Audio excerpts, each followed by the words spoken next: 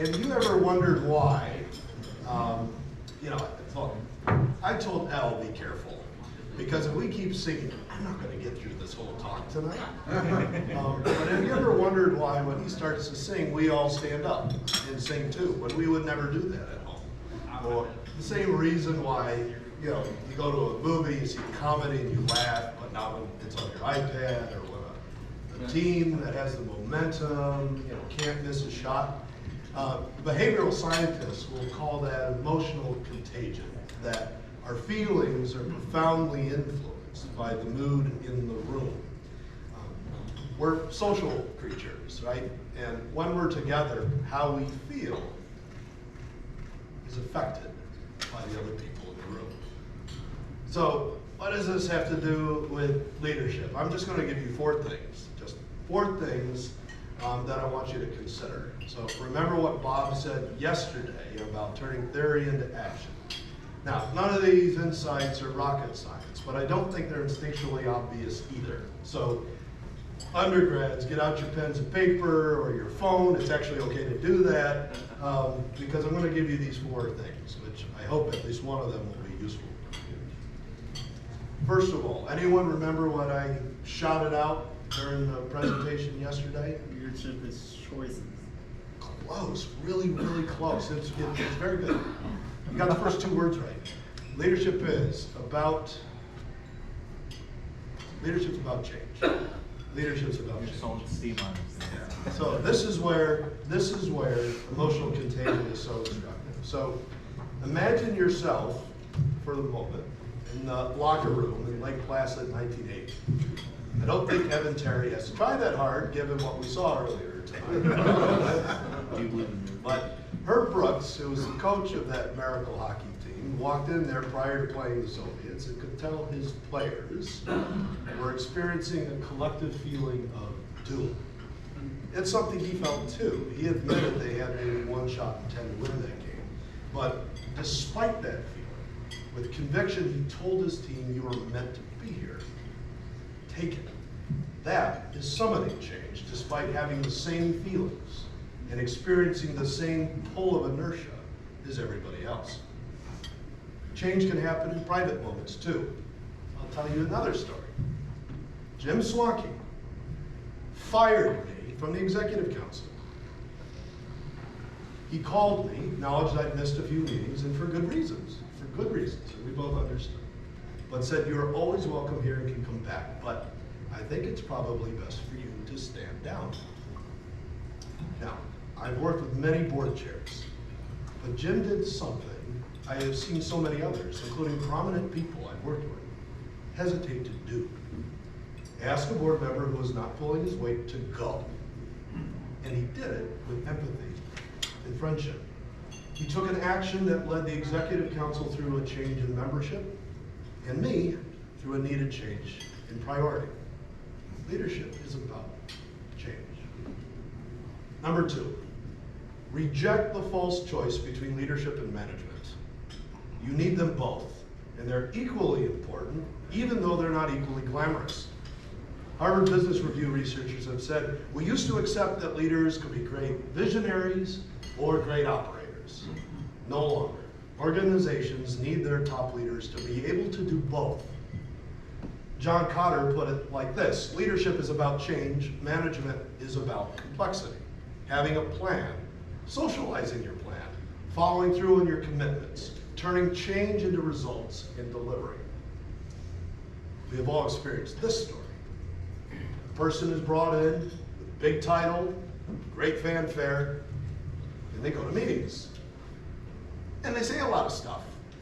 And they go to conferences, and they glide around the office. And they get squadoosh done. This is a chief go-to-meeting officer. Don't be that person. There are prominent examples we've all seen. The Enron boss who led a culture of extreme risk-taking but had nothing to sell. The Theranos founder who sold the market on a great idea but had no clue how to build anything. Leadership without management is an empty bucket of promises and a big, giant waste of goodwill. Sometimes you gotta get in the boiler with the rest of the team and light it up. Third, you are ready to be a leader when you are prepared to make decisions that, no matter the soundness of your conclusions or the inclusiveness of your consultations, someone affected by it will question your judgment and question your integrity. I'm going to say that one more time. You are ready to lead when you are prepared to make the decision that no matter the soundness of your conclusion or the inclusiveness of your consultation, someone affected by it will question you, your judgment, and your integrity. A friend who worked for John McCain said the senator believed that you weren't really doing anything unless someone was actively attempting to spear you in the back. This past week, an expert committee of the World Health Organization voted to urge the Director General not to declare the monkeypox outbreak as a major international pandemic. Now, many are happy, perfectly happy, to sit behind some authority to shield themselves and preserve their station. Director General Tedros declared an emergency anyway. Inevitably, he was praised in some corners and ridiculed in others. Now, we all know it is easier to advise a friend on a tough life situation than it is for us to make those decisions when we confront similar circumstances. There is a big difference from being the advisor and the one who has to live with a decision, whose can is on the line. But the question is asked, can't I eventually find the perfect decision with enough analysis and consultation?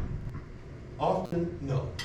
Sometimes you are only presented with unsafe or bad choices. That is real life. And people fill in the blanks with their worst fears.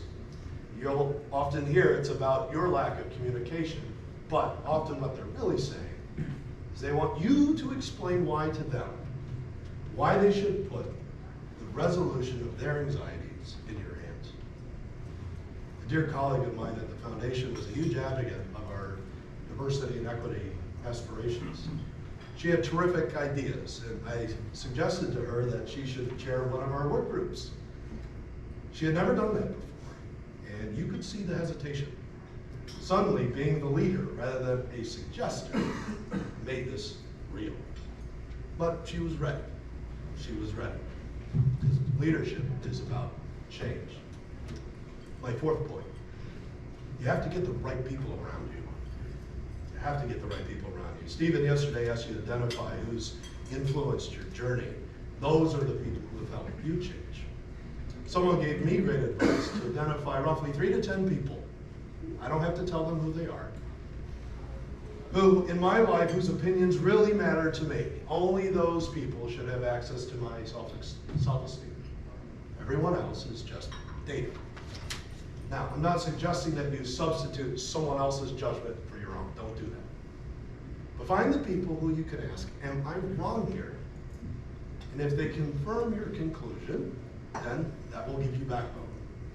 And if they question your conclusion, that should give you pause. I debated telling you the story I'm about to tell you, but I'm going to tell you anyway, because while it's a little of a sad story, I witnessed the most astonishing act of leadership, and I wanted to share it. Because so many acts of leadership happen in crisis, and they happen when they're unexpected. Moments ago, I told you about my dear colleague, her boss, an African-American woman whom I'll call Hope, texted me that she needed my attention right now. I called her. She told me that our colleague, the one I just said was ready for leadership, had died suddenly. It's the first time I was confronted with a situation like this. First time for her too. We sat for a time. She was coping with that awful, piercing change, as was I. But moments later, she pivoted. All she could think about was our colleague's daughter and her mom, and our colleagues, who were still in that ignorance period where they didn't know yet. We were preparing how we would tell them. Less than a week later, we attended a moving celebration of life. And this is the moment I want to share. We were sitting in rows, and I sat intentionally right behind Hope to To her left were 2 members of her team, and on the right, a friend in another department. Those 3 colleagues were experiencing their grief very outwardly and very differently from each other. Without saying a word, Hope put her arms around all 3 of them and comforted them in 3 different ways, all at the same time. It was extraordinary thing to see.